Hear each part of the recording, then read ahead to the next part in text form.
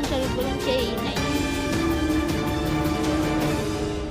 আসসালামু আলাইকুম ভিউয়ার্স, দেশ ও দেশের বাহির থেকে যারা আমার ভিডিওটি প্লে করেছেন জানাচ্ছি আন্তরিক শুভেচ্ছা ও অভিনন্দন। আশা করি সবাই ভালো আছেন, সুস্থ আছেন, আলহামদুলিল্লাহ। তো ভিউয়ার্স, নারীর টানে ঈদের ছুটিতে বাড়িতে যাওয়ার পাল্লায় নেমেছে অনেক মানুষ। জীবন মৃত্যুর সন্ধিক্ষণ পাড়ি দিয়েই তারা মায়ের কোলে ফিরতে চায়। ঠিক সেই ফেরাটা যদি লাশ হয়ে ফিরতে হয়, এই ফেরার মূল্যটা কি থাকে, তেমনই ঘটে গেল সদরঘাটের দুই লঞ্চের চাপায় পড়ে সোহেল ও তার পিতা দুইজনে স্পটে থেতলে ঝলসে তারা বুড়িগঙ্গার পানিতে মিশ্রিত হয়ে গেল। শেষ যখন দুই লঞ্চের চাপায় পড়েন সোহেল, নিজের পিতা যখন নিচে পিষ্ট হয়, ঠিক সেই সময় অন্তঃসত্ত্বা স্ত্রীকে বাঁচানোর জন্য শেষ লড়াইটা কিন্তু তিনি করে গিয়েছেন।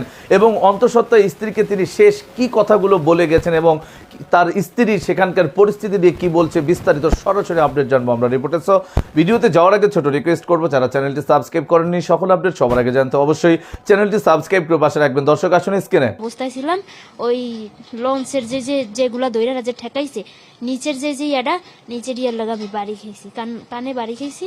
বাড়ি খেয়ে তারপর দুই লঞ্চের চাপার ভিতরে আমার পাও পড়ছে মতো। তারপর আমি যদি ওই জায়গায় থাকতাম তাইলে আমার সমস্ত শরীরে চাপার ভিতরে যাইতো। আমি নদীর ভিতরে লাফ দিছি। লঞ্চ দুর্ঘটনার শিকার নূর আশঙ্কামুক্ত হলেও ভেঙে গেছে হাত পা, ছিঁড়ে গেছে কান। ব্যথায় কাতরালেও অন্তঃসত্ত্বা হওয়ায় দেয়া যাচ্ছে না চেতনানাশক ওষুধ। তার ওপর ভয়াল দুর্ঘটনা যেন তাড়িয়ে ফিরছে প্রতি মুহূর্তে। রোগী তো একই সাথে ওনার মাল্টিপল সাইড ফ্র্যাকচার হয়েছে এবং উনি 7 মাসের গর্ভবতী। তো দেখা যাচ্ছে যে অনেক চিকিৎসায় আমরা হয়তো বা পুরোপুরিভাবে দিতে পারছি না, যেমন হাই ডোজ আমরা পেন কিলার দিতে পারছি না গর্ভবতী থাকাকালীন। আমাদের তরফ থেকে আমরা সর্বোচ্চ চেষ্টা করছি। হয়ে সোহেল চিরতরে সবার আড়ালে হারিয়ে যান। একই সাথে তার বাবা মজিদ ফকিরও আর ফিরে আসেননি। এক মুহূর্তের ব্যবধানে একটি সুখী পরিবার বিষাদের কালো ছায়ায় ঢেকে গেল। পৃথিবীর এই মায়া ছেড়ে অন্য এক অজানা যাত্রায় পাড়ি জমিয়েছেন সোহেল ও তার বাবা। হয়তো রুবা আর তার অনাগত সন্তান অলৌকিকভাবে বেঁচে গেছেন, কিন্তু এই সন্তান কোনোদিন তার বাবাকে দেখতে পাবে না। প্রথমে ব্যাগে দিছে, ব্যাগে দেওয়ার পরে নৌকা ঢুকছে এই সাইডে পাশ দিয়া, পানি কই কই যা ওটা ব্যাগে দেওয়ার পরে বিরোধী পায় না, সামনে যা আসছিল ওটা ঘুরাইতেছিল। এর মধ্যে এই নৌকা দিয়ে যাত্রী ওই লঞ্চ উড়াবে, ওই লঞ্চের যাত্রী এটা না, ওই লঞ্চের যাত্রী। পরে ওই যে নৌকা দিয়ে যাওয়ার পরে লঞ্চ পেকার কারণ ওটা টলার খালি ঘুরতে আছে, লঞ্চ তার পেকে আছে, ওটা খালি ঘুরতে আছে টলারটা, ও সুযোগ পেয়েছে গাড়ি লাগানোর মতন। পরে আমাদের এই লঞ্চের চেষ্টা পৌঁছেছে 4টে যা মানে ঢুকিস না, তারপর ওই গাড়িটা আমাকে ঢুকছে, ওইটা উঠে পিছন দিয়া। এর মধ্যে লঞ্চ লাগিয়ে গেছে নৌকা পাশে দুই লঞ্চের মাঝখানে কারণ এই লঞ্চটা উঁচু, ওটা নিচা, তো মানুষ মাঝখানে পড়ে গেছে, দুই লঞ্চের মাঝখানে চাপা লেগে গেছে। একটা গাড় পড়ে গেছে আর একটা চাপকাই মরে গেছে, আর গাড় পড়ছে না, ওটা নিচে ছিল। আস্তে আস্তে বুড়ি সব পড়ে গেছে, লঞ্চে মাইতে পড়ে গেছে। ওর বডি মাথা ছাড়া নিচে পানি নদীতে পড়ছে, আর মাথা ছিল লঞ্চের উপরে, আর একটা লাশ ওদের উপরে, ওই লঞ্চের উপরে। টোটাল 2 জন মারা গেছে, আর 2 জন অ্যাক্সিডেন্ট করছে, একজনের পা ভাঙছে, একজনের কান কাটছে।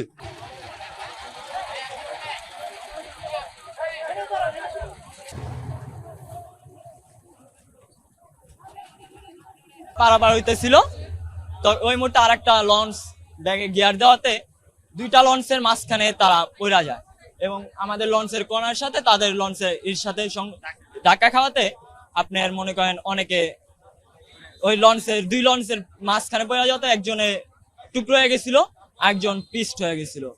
আর আমরা এক মহিলা ম্যামকে পারছি উদ্ধার করতে, আর বাকি লোকেদের অতটা আমরা পাইনি। ট্রলারটা কি ডুবে গেছে? ট্রলারটা ডুবে না, আরেক জাহাজের ভাই যাচ্ছিল। মানে বডি বাক হয়ে গেছে, মাকে মনে করেন উঠাই দিছে, ঠিক আছে। স্কুলে নৌকা আছিল 2 পাশে, মনে করেন 2 জন লোক মারা গেছে। একজনের এটা হয়ে গেছে, 2 বাক হয়ে গেছে, আর একজনের আটু পড়ে গেছে, ঠ্যাং গেছিল।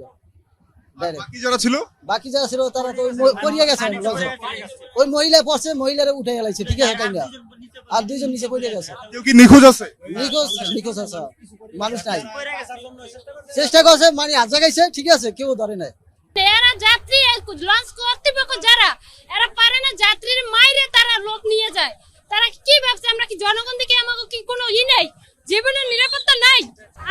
আমি দেখছি শুধু যে একটা লঞ্চ 2 লঞ্চে, এক লঞ্চ পিছনে আর এক লঞ্চ এইটা, আর ট্রলারে লোক আসছে। এই লোকেরা আইসে পিছনে লঞ্চটা আইসে মাইরে দেওয়ার পর একজন লোক 3 টুকরো পানিতে পড়ে গেছে, আর একজন লোক ওই মাঝখানে থেকে লঞ্চের ইতে বাজে ছেঁচড়ে পাইতে আসতে আসতে রক্ত পুরো পরে আপনার পানিতে পড়ে গেছে। একটা ট্রলারে 7 থেকে 8 জন লোক ছিল, এর ভিতরে শুধু একজন লোক ছিল, আর লোকটি কি কোথায় গেছে কোনো খবরই নেই। রাজপতিপক্ষ এরা কেন একজনের ই করে, কেন একজনের ধাওয়া পাঠায়, একজনের একজনের সংকোচ করে? এরা কি দেখে না? এরা কি দেখে না নিরাপত্তা মানুষের নাই? জানে আমরা জনগণ আসি, এরা তো দেখছে এরা একজনের ওভারমেট করে আরেকজনের ই করতে যায়। কার আগে কে যাবে, কার আগে কে বেশি যাত্রী নেবে, কার আগে কে ই করবে। সম্ভাবনা এই লঞ্চে আসছে, ওই পিছনের লঞ্চটাই মাইরা দিছে। পিছনে যে লঞ্চটা ছিল এটা তো বন্ধই ছিল, এটা কোনোই নাই। পিছনের লঞ্চটাই মারছে, পিছনের লঞ্চটা, এই লঞ্চটা তো এই জায়গায় ছিল। ওটা লঞ্চটার নামটা খেয়াল করিনি, এটা বলতে পারবো না।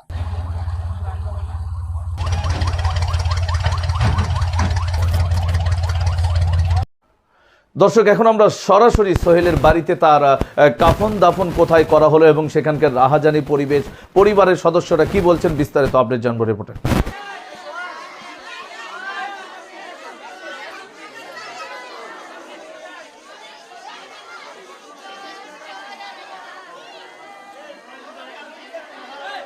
আমার ছোট ভাই, জি, উনি ঢাকা ট্রেনারিতে কাজ করে। সোহেল হলো বাতিজা, আমার যেই ভাই নিখোঁজ ওর ছেলে। গতকালই ওরা রওনা করছে, ওরা লঞ্চে নৌকা দিয়ে পিছন দিয়ে উঠার সময় আর একটা লঞ্চ আইয়া পিছন দিয়ে ধাক্কা দিছে। পবিত্র রমজানে এভাবেই আপন হয়ে উঠুক সবাই ইসপির আপন করা স্বাদে। ইসপি আপন করা স্বাদ, এটাই আমরা শুনছি। ঢাকায় তো আমার ভাই, ছোট ভাই দীর্ঘ প্রায় 15-20 বছর ধরে।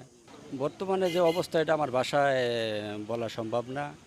ওর পরিবারের একমাত্র উপার্জনকারী এই সোহেল আর সোহেলের আব্বু, এবং নিম্নমানের কাজ করে ওর আব্বু সোহেল। একবারেই যা বলার কিছুই নেই। আর ওর 3টা বোন আছে ছোট ছোট।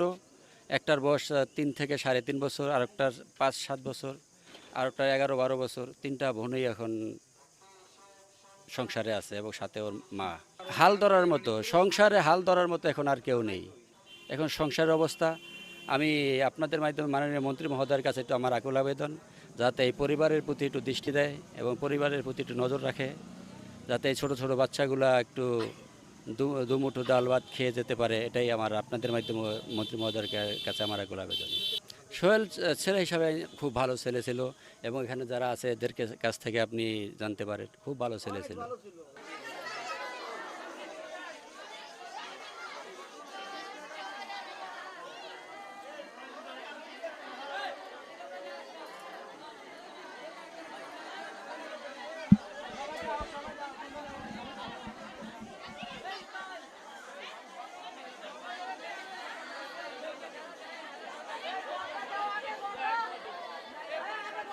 ঢাকা সদরঘাটে 2 লঞ্চের চাপায় নিহত যুবক সোহেল ফকিরের পরিবারে। বুধবার বিকেলে ঢাকার সদরঘাটে লঞ্চ দুর্ঘটনার পর এখনও বুড়িগঙ্গায় নিখোঁজ সোহেলের বাবা মিরাজ ফকির আর সঙ্গে থাকা আত্মসত্ত্বা স্ত্রী রেশমা আক্তার রাজধানীর মিটফুড হাসপাতালে মুমূর্ষু অবস্থায় আছেন। এমন ঘটনায় পরিবার ছাড়িয়ে শোকের ছায়া নেমেছে মেঘনাখেরা বরিশালের মেহেন্দিগঞ্জের চাঁদপুরা ইউনিয়নের চরখাক্কাটা গ্রামে। গ্রামের বন্ধুদের সঙ্গে কথা ছিল রাজধানী থেকে বাড়ি ফিরেই ঈদে আনন্দ করবেন সোহেল। তবে বৃহস্পতিবার সোহেলের বাড়ি ফেরা হলো নিথর দেহে। স্বজনদের আহাজারিতে স্তব্ধ হয়ে গিয়েছে গোটা গ্রামবাসী। এর আগে বুধবার রাত থেকেই চরখাক্কাটা গ্রামের মৃধাবাড়িতে গ্রামবাসীর ভিড় ছিল। মরদেহ পৌঁছানোর পর মা ও বোন সহ স্বজনদের আত্মচিৎকারে সেখানে হৃদয় বিদারক দৃশ্য দেখা যায়। জোহরের নামাজের পর গ্রামের নূর মোহাম্মদ মৃধাবাড়ি জামে মসজিদ প্রাঙ্গণে জানাজা ও পরে পারিবারিক কবরস্থানে সোহেলের দাফন সম্পন্ন হয়। নিহত সোহেলের চাচা ফারুক ফকির জানান, ভাই মিরাজ ফকির 20 বছর আগে ঢাকায় যান। সাভারের হেমায়েতপুরে একটি ট্যানারিতে শ্রমিকের কাজ করতেন। প্রায় 5 বছর আগে একমাত্র ছেলে সোহেলকে নিয়ে যান, যিনি বাবার পেশায় যুক্ত হয়। বছর 2 আগে সোহেলকে বিয়ে করানো হয়। স্ত্রী ও বাবাকে নিয়ে সাভারে ভাড়া থাকতেন সোহেল। বৃহস্পতিবার বোনাস পেলে ঈদ উদযাপনের জন্য তারা বাড়ির উদ্দেশ্যে রওনা হন। ফারুক ফকির আরও জানান, সোহেলের মা নাবালক 3 মেয়ে নিয়ে গ্রামের বাড়িতেই থাকেন। মিরাজ ও সোহেল ছিল পরিবারের উপার্জনক্ষম ব্যক্তি। তাদের অনুপস্থিতিতে মা ও 3 বোনের দেখার কেউ রইল না। পরিবারটির পাশে দাঁড়ানোর জন্য স্থানীয় সংসদ সদস্য, নৌ পরিবহন প্রতিমন্ত্রী রাজীব আহসানের প্রতি আহ্বান জানিয়েছেন ফারুক ফকির। মেহেন্দিগঞ্জের চাঁদপুরা ইউনিয়নের সাবেক ইউপি চেয়ারম্যান শাহাবুদ্দিন সবুজ বলেন, ঘটনাটি খুবই মর্মান্তিক। আজ ছেলেটার জানাজা ও দাফন সম্পূর্ণ হলো। সেখানে সরকারি স্ক্রিনে আমরা সে সম্পর্কে বিস্তারিত জানলাম। সো ভিডিও এই পর্যন্ত। ভালো লাগলে লাইক এন্ড কমেন্ট করবেন। দেশের সকল আপডেট সবার আগে জানতে অবশ্যই চ্যানেলটি সাবস্ক্রাইব করে পাশে রাখবেন। দেখা হবে পরবর্তী ভিডিওতে ইনশাআল্লাহ। আসসালামু আলাইকুম ওয়া রাহমাতুল্লাহ।